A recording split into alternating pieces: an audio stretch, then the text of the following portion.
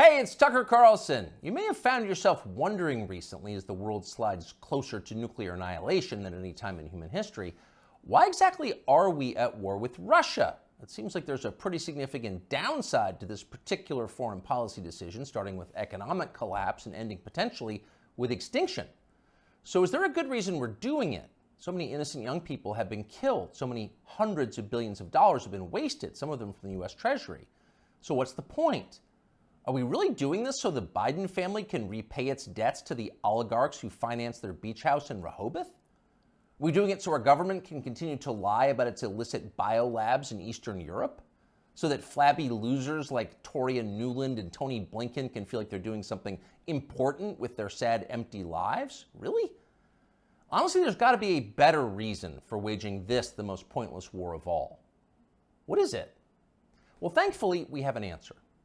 The war against Russia, ladies and gentlemen, the war against Putin and for Ukraine is in fact a war for democracy. Watch and recall the motive. The President has said many times we're focused on what we can do to support Ukraine's effort to fight for their democracy. Democracy must prevail.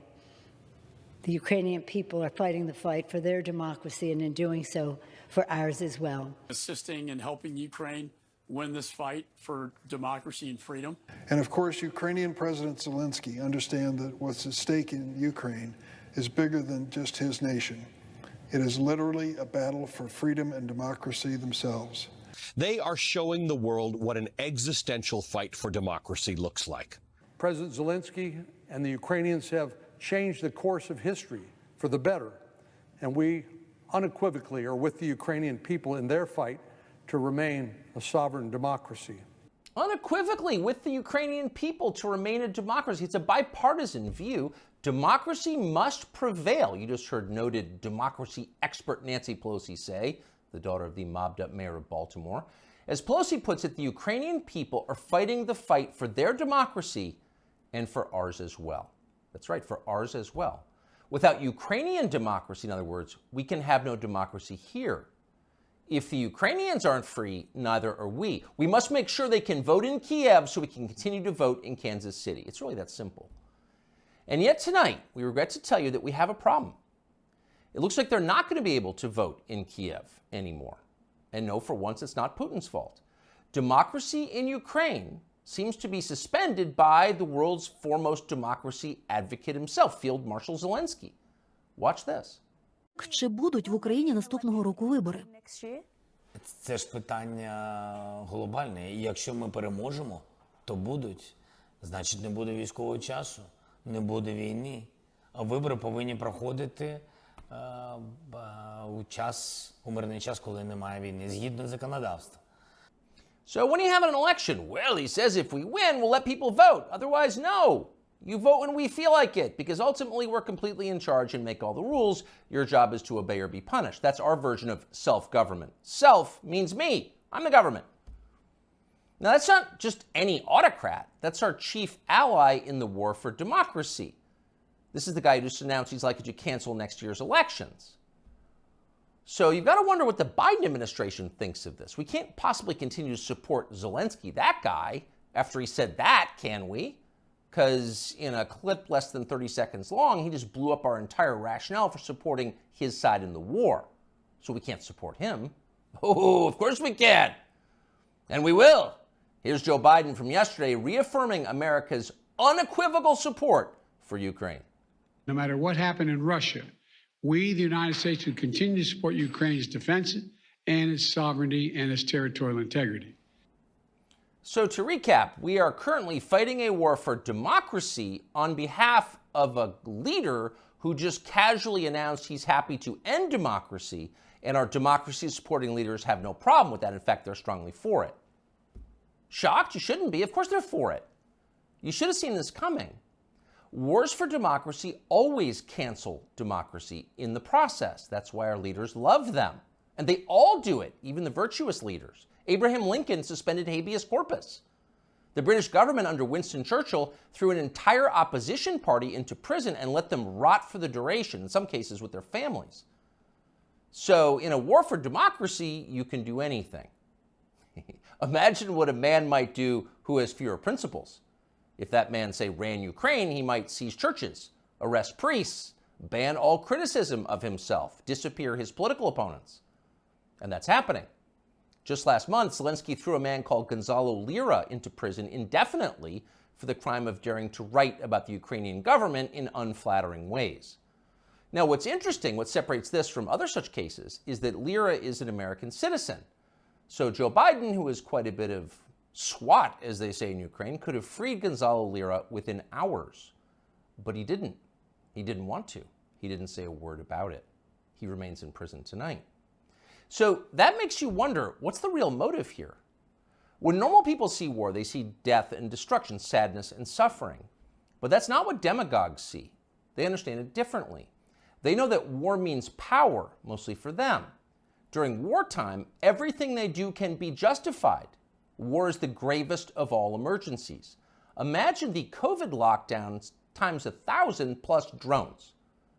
Once war breaks out, politicians become gods with the power of life and death. So in a peaceful democracy, you have to debate your political opponents in public, and that's tiresome. But in a war for democracy, you can just throw them in jail or have them executed. You can see that many in Washington are looking forward to that moment. And that may be why they so fervently support Joe Biden, even many Republicans, against a potential opponent, the only opponent who opposes the war in Ukraine. If you were to end the war, their power would evaporate. Last week, a whistleblower produced WhatsApp messages from Hunter Biden, proving that at the very least, his father knew about his influence peddling businesses abroad and probably participated in them. Quote, "I'm sitting here with my father," Hunter Biden wrote to his Chinese partners demanding money. As much as anything reported about the Bidens over the last several years, this was the smoking gun. There it is, right there, in the message. That would have been enough to cripple a normal president. It would have been more than enough to keep a normal president from running for office again. But it had virtually no effect on Joe Biden. Most media outlets ignored it completely or tried to spin Biden's relationship with his son as some kind of moral victory.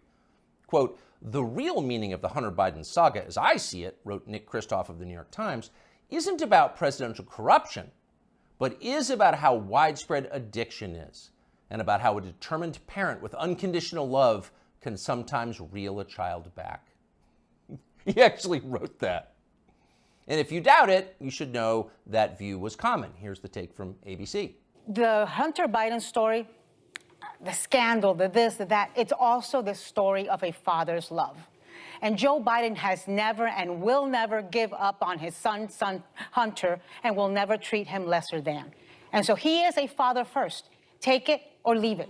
So a whistleblower produces a text message showing that Joe Biden was in the room with his son when his son was selling influence to an enemy power, the Chinese government. And ABC's take on it, Joe Biden is a father first. Take it or leave it. What accounts for a response like that? Well, that's the way you talk when you've got nothing to fear from an upcoming presidential election. You don't even bother to think of an excuse for your candidate because you don't need to. Your country has electronic voting machines. Joe Biden got 81,282,916 votes in 2020, and you're pretty sure he can do it again. In fact, you know he can. You're not worried. But actually, they should be a little worried. The people who control Joe Biden, Susan Rice and the rest, know they can continue to run our government, writing the press releases, formulating the policies, and they can do it effectively forever, as long as Joe Biden gets dressed in the morning. And of course, that's their strong preference. These are fervent opponents of change. But the one thing these people cannot control is aging. Joe Biden is old. He's 80 now. He will be 85 at the end of the next term. People imagine that old age is a long, predictable progression from acuity to permanent unconsciousness. But often that's not at all how it actually works. When old people start to slide, they tend to slide fast. Joe Biden has begun that descent. Here he was yesterday. And here's what she wrote to me, and I quote, "You can imagine my joy. She called them right away, and the next day they sent someone out to survey her yard. As Beth wrote, this is the best thing that's happened to rural America since the Rural Electrification Act brought electricity to farms in the 30s and 40s. End of quote." End of quote. You weren't supposed to hear that. Joe Biden read the stage directions out loud. That's like eating the garnish that comes with your entree. You're supposed to know not to do that. Joe Biden no longer does. In a year or two, he will be gone completely, and there will be no hiding it. At that point, the Democratic Party will face a secession problem. If Joe Biden is reelected next year and then forced to leave office during his term due to disability or death, that means Kamala Harris will become president of the United States. And nobody wants that, not even her husband. In real life, nobody likes Kamala Harris. That's not an attack on her. In fact, it's possible to feel pity for someone who's so universally reviled. It is instead an observation of unchanging physical reality like gravity or photosynthesis. Nobody wants Kamala Harris to be president. No one will benefit if she becomes president. So logic suggests there's going to be a change. It's going to have to be somebody else. And whoever that person is going to have to enter the race soon, before the election, after Biden drops out. Who could that person be? We don't know, obviously. This is all just guessing. But we do know whoever that is will have to have two essential criteria. He'll have to be as shallow, ruthless, and transactional as Joe Biden is, and he'll need to have flattery skills that are so polished and advanced they'd be considered superior even in the Saudi royal court. And there's only one man in modern America who fits that description: Gavin Newsom, the governor of California, and perhaps not coincidentally, Joe Biden's new closest friend. "I am here, Mr. President," Newsom told Biden at an event the two did together last week. "I am here as a proud American, as a proud Californian, mesmerized by not just your faith and your devotion to this country and the world we're trying to build, but by your results, by your action, by your passion, by your capacity to deliver.